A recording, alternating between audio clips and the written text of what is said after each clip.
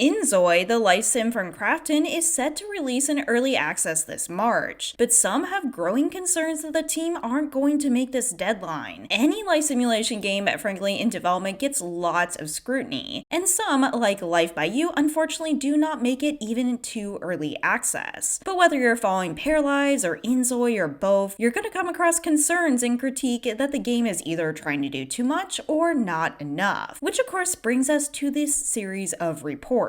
Now again, InZoi is still in development and they have a lot on their shoulders. Of course, they need to succeed as their own game, but there's a lot of potential and also lots of expectations. Keeping track of the planned features for upcoming life sim InZoi is nearly a full-time job, because its game director just won't stop promising more player-requested additions. For months now, InZoi's game director has been running a routine concerns thread, sharing thoughts, announcements, and feature plans with fans. The server also maintains a wishlist channel for players to lodge requests like more careers, platform, and language support. So first of all, I definitely understand the concern here about scope creep. I definitely understand worrying that they're doing too much at once. While Paralives also allows for fan feedback, this is especially notable for InZoi because it is being developed by a prominent company. And yes, there definitely are some pitfalls with this if you do not know the right balance. In other words, you have to continue to develop your game the best you know how, and of course it's good to pay attention to fan requests, but you still need to have a trajectory and understand what your game is about. Just to get an idea of how granular some of these requests are and plan features for early access, we need to look at the most recent ones. Effects like a food coma given based on your food that your Zoi eats. Ordering food delivery, which I would say is fairly normal. Higher quality cooking animations. New animations for fights between Zois. Determining the winner of a fight based upon stats, and a more comprehensive tutorial for new players. Now, I would say that the food coma is very unique and a little bit more granular, but honestly, unique features sometimes really make a game. Part of the reason I think Sims 2 is so popular is because they did little details so well. In addition, animations are highly important for a life simulation game, and of course, it's going to be important for the overall success of the game. So far, I feel like these aren't really great concerns. Yes, you do not need food comas. You don't have to have a system to determine the winner of a fight, but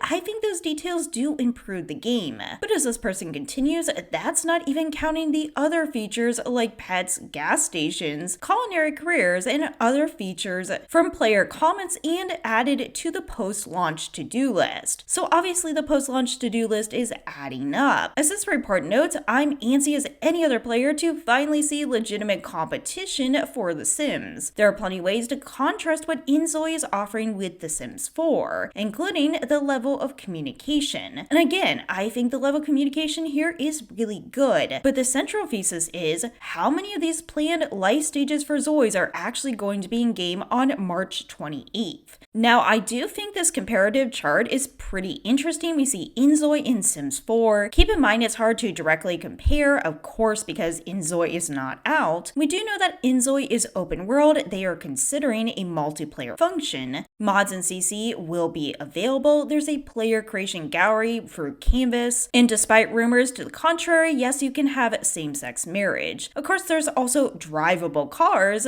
committing crimes, customizable furniture. However, those will be after launch, a build limit of 30 floors, which is pretty crazy, and life stages seem still in flux, with some as much as 5 for early access and more to come. So as you can see here, InZoi quote-unquote improves upon Sims 4 in a couple of features, but of course we still do not have paranormal or occult, which is actually something I've talked about with both Paralives and InZoi versus Sims, and also notable, of course, is the life stages. So I think the primary concern here is that InZoi is trying to cram in tons of different features, but not taking care of, say, the life stages first. Again, it's hard to know all that is going on behind the scenes, and I don't think there's anything wrong with bringing up this concern or criticism. On the other hand, of course, I think there are a lot of things going well for InZoi too. And as I've said many times before, InZoi is also looking to distinguish themselves in a few areas. One area though that I think has lots of confusion around it is its use of AI. As you know, AI is just one umbrella term. It doesn't refer to one thing, and in fact, forms of AI have been around for a very long time. Those forms might include, for example, how Sims or characters behave behave in game with other characters. But for InZoi in particular, here's how they're using it. Number 1, pattern creation, a generative AI system that will use text prompts to create patterns for clothes or artwork. There's also a 3D printer, which uses photos of real-life objects and turns them into in-game 3D objects. And those two are forms of generative AI. Versus, they have a smart Zoi. The smart Zoi will let Zois using this feature make autonomous decisions about how they act based on their personality and change their own daily schedule each night in response to their experiences. Now, the last one I think has the potential to make this an immersive and interesting game. And so, for that reason, I think it is important to separate when you say InZoi is using AI, separate the generative AI features versus something like Smart Zoi just for common discourse. And honestly, just like Life by You, InZoi is a very ambitious game in my opinion. But unlike Life by You, they're using generative AI to speed up the process whether you like that or not. Also, I just think they seem to have a better handle on what they're doing in their general direction. They have a general better sense of identity, which is something I talked about many times with Life by You. Don't get me wrong, I was actually really rooting for Life by You, but unfortunately that is really important too.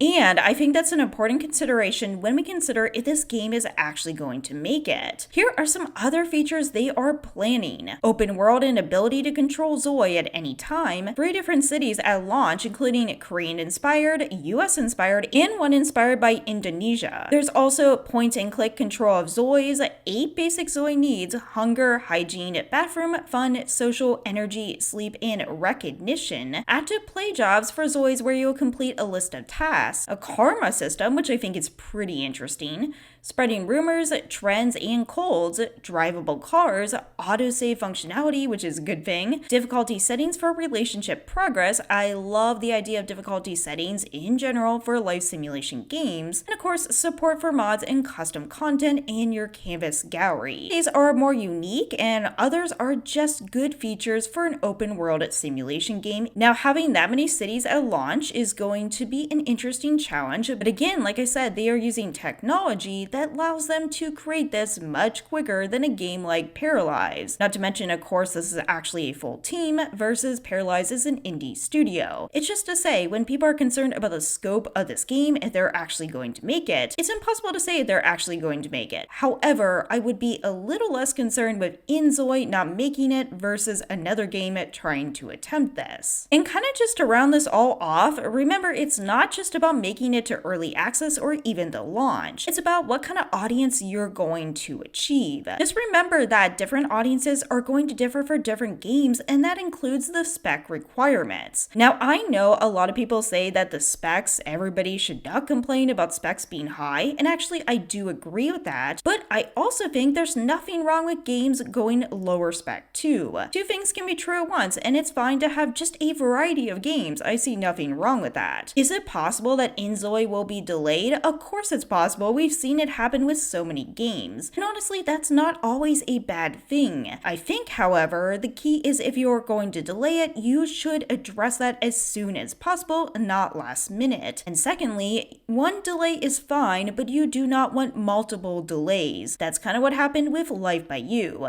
So in short, I don't really think it's that likely that InZoi is going to be pulled or anything terrible is going to happen to it. They have a competent team and resources and technology that other games do not. But let me know what you think in the comments below. Are you concerned at all, or do you think the game is on a good trajectory? As always, please take care, and I'll see you in the next video.